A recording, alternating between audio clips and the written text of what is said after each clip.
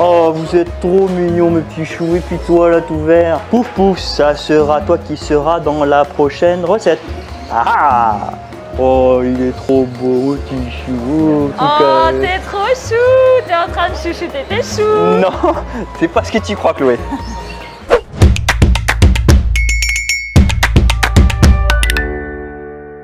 Je vais te préparer une salade de vermicelle. Ok. Donc avec les produits de saison et de la crevette calédonienne. La base de cette recette, c'est du chou chinois ou du chou paumé coupé et mangé cru. Ah, cru? Ça se mange cru le chou de Chine? Ça fonctionne très bien en salade. Justement, c'est pour ça qu'on va faire cette recette. Menthe, oignon vert pour les condiments, les herbes, un petit peu de champignons frais, tomates, concombre, céleri. Là, une chou romaine, enfin une salade romaine, pardon. Les Romains, vous êtes des Romains! Et de l'échalote croustillante. Pour les vermicelles, j'ai mon petit sac à chinoiserie dans laquelle voilà, j'ai différents types de vermicelles, de nouilles. On va utiliser celle-là pour la recette. Celle-là, je les prends pour faire les nems. Ça, bon, voilà, pour faire les bun bo. Alors, excusez-moi la communauté vietnamienne, peut-être que je vais écorcher les recettes, mais on s'adapte à la saison et on s'adapte au pays. Étape numéro 1, cuisson des pâtes. Eau bouillante, sel. Au final, on cuit ça comme des spaghettis. Alors justement, là, moi, je viens d'apprendre un truc. Je faisais toujours pré-tremper les pâtes. Et au final, apparemment, il n'y a pas besoin. Ouais, je remets le couvercle, consomme moins d'énergie. Chloé, tu sais ce que c'est le chou le plus rapide?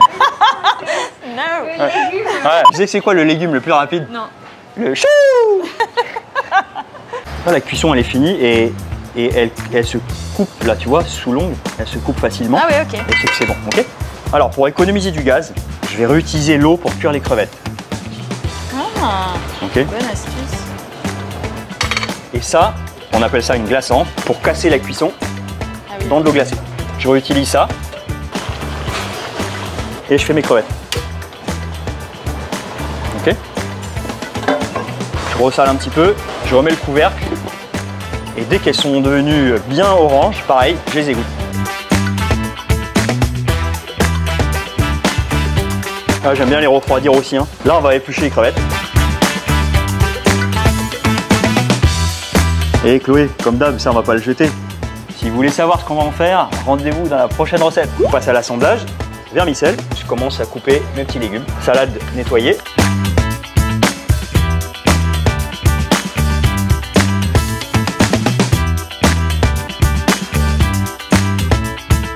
Là, je peux sortir les feuilles les plus abîmées et je les garde pour les cuire. On va passer à l'assaisonnement, la vinaigrette. Dans un bocal, on va avoir les 4 saveurs principales, acide, sucré, salé, piquant. L'acide, des petits glaçons de jus de citron en pleine saison, je les prépare et je les congèle. C'est vraiment le roi de la conservation, Gabi.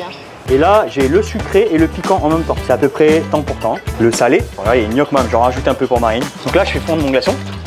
Et là, je vais faire hurler tout le monde quand une sauce asiatique rencontre l'huile d'olive.